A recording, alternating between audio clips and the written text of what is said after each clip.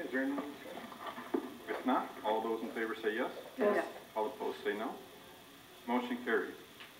Item 6.3 is a motion to approve the second reading of case number 21-01, zone ordinance to amend Appendix A, numbers as read. The property consists of approximately 7.3 acres and is located on the north side of E-course between Cherokee and Gulley. Motion to approve. Support. Is there any discussion? Can we have them come up and talk? This is the group that Sure. wasn't here before. This is the one that was re-added to the... Right, right.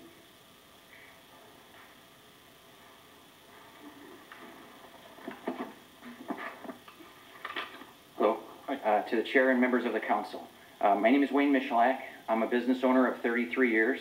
I currently have 2 businesses located in the city of Taylor that employ up to 80 people at our busiest periods. I'm proposing to repurpose the property located at 25350 E-course Road. It's an undeniable eyesore next to one of the city's crown jewels, the Taylor Meadows Golf Course. This building is a unicorn in that what it could be used for is very limited. There just isn't any demand for retail or office space currently.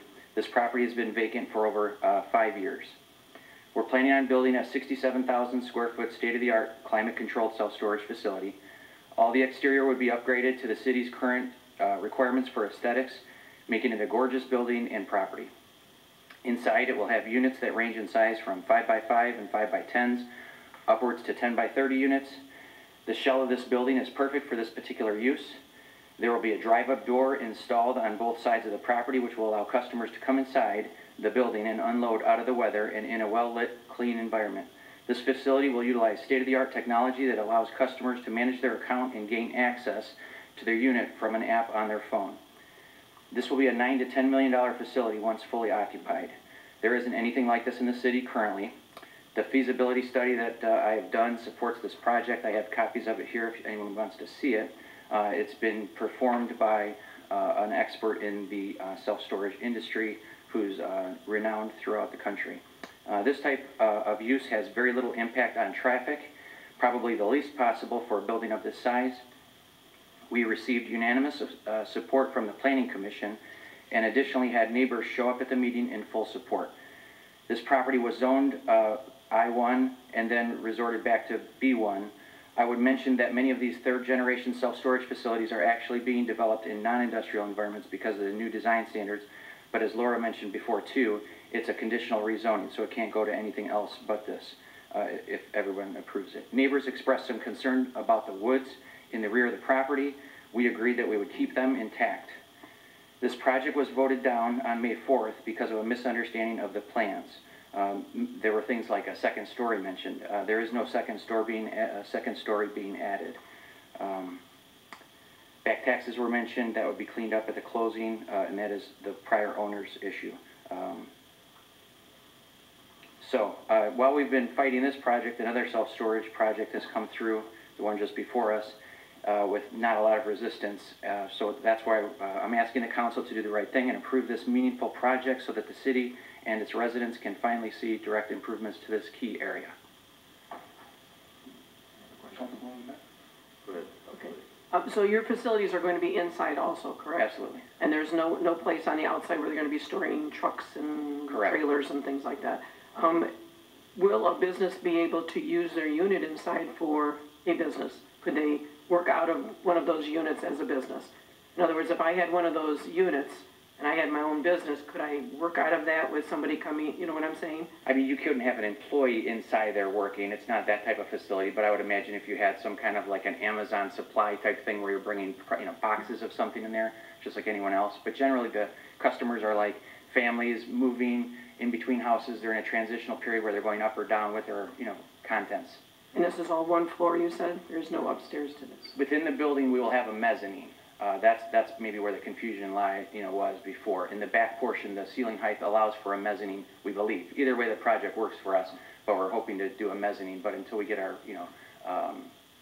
through the commission here today, I can't really go full throttle on all of my design inside. And you mentioned that the neighbors had come and, said that they were... Yeah, Fairfax. The neighbor right next door to it, was that one of the neighbors that had spoke with you? There was a gentleman, I can't remember his name, he's probably on the sheet when we had to sign in, and he loved it, was happy to hear about it, loved the fact that it's a low usage, you know, because there's not a lot of traffic on these types of facilities, and all he asked is that the wood stay, and then maybe we spray some weed killer along the fence line. Councilman Runner? Approximately how many employees will you employ at that? It'll take 3 to 5 people probably at the launch. Okay. Thank you. You're welcome. Oh, I did have one question. I think I asked once before to another facility.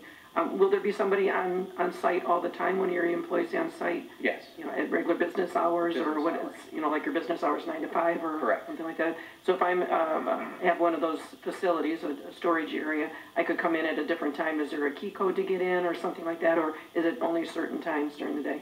So we can control anything we want because of the latest technology. So if we want to extend hours, we could do that. That's not necessarily our desire. But yes, you could sign up for your storage facility, pay for it, get into the building all on your own with your phone. And that really proved to be beneficial during COVID when no one could do anything, but they Right. still had access to their facilities. Or if I needed to get there late at night and I forgot I had to go get something out for the next day or whatever. Right. Mr. Chairman, Councilman Missouri? what's going to happen behind the building? Are you responsible for cleaning that up, taking down the dome? I know when we initially sold the property 5 years ago, there was talk about the cell tower. What's going to happen back there if you succeed and take over that property? Yeah, good question. So I don't know anything about the cell tower. I believe that that has nothing to do with this property in terms of like ownership and things like that. I think that's a separate transaction. But the dome, in my opinion, would come down. There's no value to it. It's an eyesore. I know it served a purpose when you guys had it. So yeah, again, that would come down. It's pretty nasty right now. It's full of, obviously, some nice critters Rather living in there right interesting now. inside there. Yeah. I think part of the current ownership team had emailed council, and there was talk about a lot of expenses that were put in this property, including demolition, and maybe they need to speak to it, but since you're kind of in there and anxious to get going if possible, you know what all has been demolished and where all that money would have been spent? I mean, one of the owners is here, but just from my guess, I know they did a lot of demo inside. They did a lot of, engineering prints to try and get things done. They had a lot of investment on trying to get the project they were hoping to do done, and it just failed. They couldn't get there. Okay. Councilman Johnson? Did they demo a lot of the walls, because it was cut up pretty bad? So Yeah, there's still a good amount of debris inside, but it's pretty wide open right now. Oh, is it? Yeah. It's gotta be huge. That's a lot if they took down all those walls. Right? I wasn't sure what it was like inside, knowing what we were using it for. I was assuming it would have been pretty open based on golf carts and whatnot, but I'd never been inside of it, That so. was the back part of it. Yeah. The other part was family aid or something. Mm-hmm. It was office after office after office. Are there any other discussion? Okay. If not, all those in favor say yes. Yes. Yes. All opposed say no. No. Roll call, please. Thank you.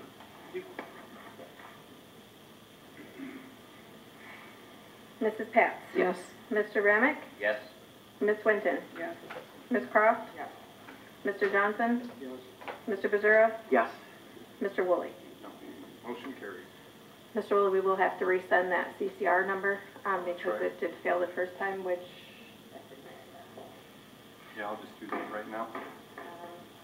so we would have to do, I guess, motion to resend CCR 5.17-21. Okay, let me read it and I'll let somebody make the motion.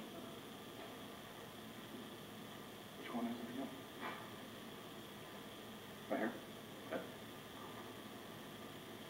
Okay, being that passed, I'd like to make a motion to rescind CCR number 5.170-21. Sure. I should say, can I have a motion? Okay, I have a motion by Councilwoman Cross, supported by Councilman Remick. Is there any discussion? If not, all those in favor say yes. Yes. All opposed say no.